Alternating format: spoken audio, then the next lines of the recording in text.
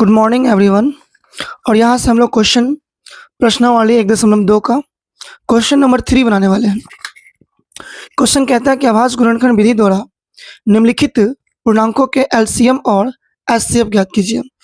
इससे पहले भी मैंने आपको एलसीएम और एचसीएफ बताया है, लेकिन यहाँ पे आपको कुछ नया क्वेश्चन है 3 अंकों वाली। आइए देखते हैं। पहला सवाल क्या है, 12, 15 और 21 का हमको एलसीएम और एचसीएफ निकालना है। वो विधि क्या होगा, आभास गुणनखंड विधि। आइए देखते हैं। सबसे पहले हम लोग क्या लिखेंगे, हल। तो हल कर लीजिए। 12 का क्या सब हो जाएगा, 2 छक्के 12 और 2 तिया 6। 15 को फिर हम कर लेंगे 3 पंचे 15 और इसके बाद 21 को कर लेंगे 3 सत्ते 21। तो अब हम लोग देखिए 12 को हमारे पास क्या आ गया, क्या क्या गुणनखंड है, 2 फिर क्या है 2 फिर क्या है 3। इस प्रकार से 15 का हमारे पास क्या है, जो बाहर में है 3 और 5। इसी प्रकार से हमारे पास 21 का क्या है, 3 गुने 7। जैसे ही आपको मिल गया तो हम यहाँ पे आप क्या लिखेंगे, इसीलिए HCF बराबर, HCF का मतलब जो 12 और 15, 21 ये सभी का जो आभास गुणनखंड अभी निकला है, इस तीनों में हम देखेंगे जो तीनों में मैच करेगा, तीनों में मिलेगा, उसको ही लेंगे। अब देखिए ऊपर में 2 है, नीचे में 2 नहीं है, फिर उसके नीचे 2 नहीं है।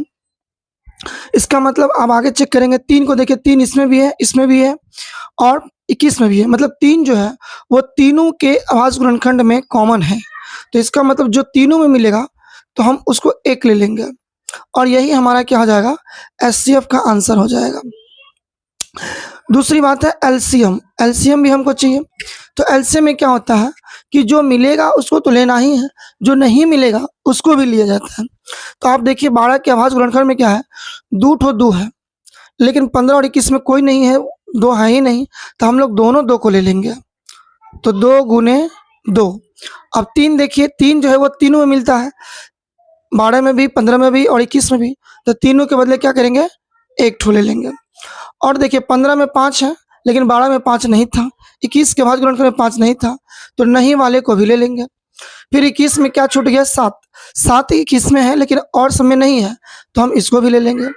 अब हम लोग क्या करेंगे, गुना करेंगे।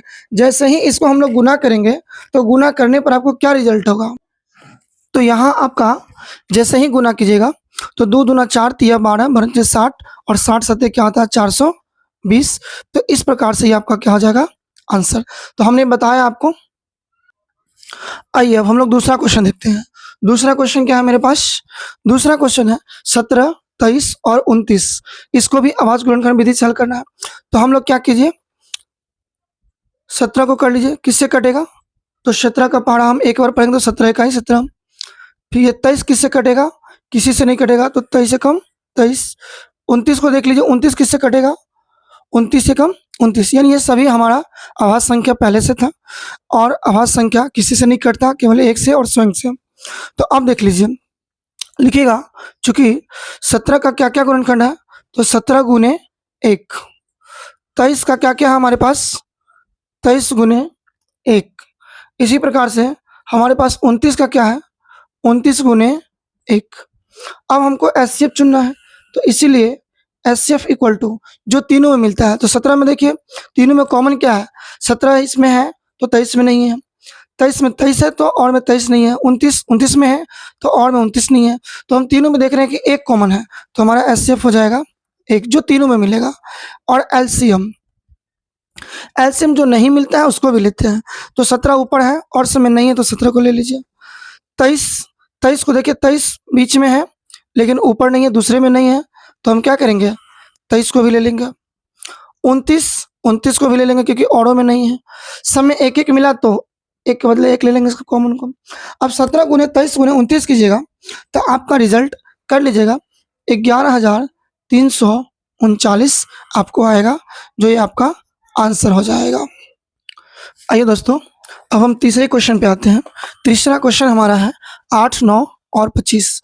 तो इसी प्रकार से हम लोग 8 का आभास गुणनखंड कर लीजिए। 2 चौका 8, फिर लगाएंगे 2 दूना 4।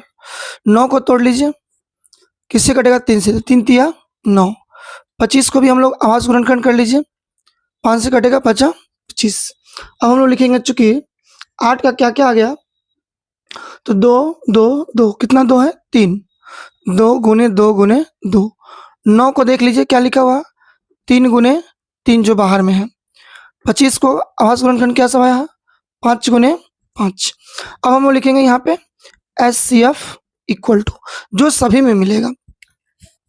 तो सभी में हम लोग को क्या मिलता है, सभी में हम लोग को कुछ नहीं मिला। तो हम लोग इससे पहले क्या किए थे कि आप 2 को इस प्रकार से किए थे, 2 एकम 2, है ना। फिर 3 को किए थे तो आप लगा लीजिए 3 एकम 3। फिर 5 को किए थे 5 एकम 5। तो सब में एक एक बढ़ जाएगा गुणनखंड में। और देखिए कुछ कॉमन समय नहीं मिल रहा, तो एक ही मिल रहा है, तो एक हमारा आंसर हो गया। एलसीएम को देखिए, एलसीएम हमारा क्या, जो नहीं मिलेगा उसको भी लेंगे। तो 8 में हमारा कितना 2 है 3, जो अगले अंकों के आवाज़ गुणनखंड में नहीं है, तो हम सभी 2 को ले लेंगे। तो 2 गुने 2 गुने 2।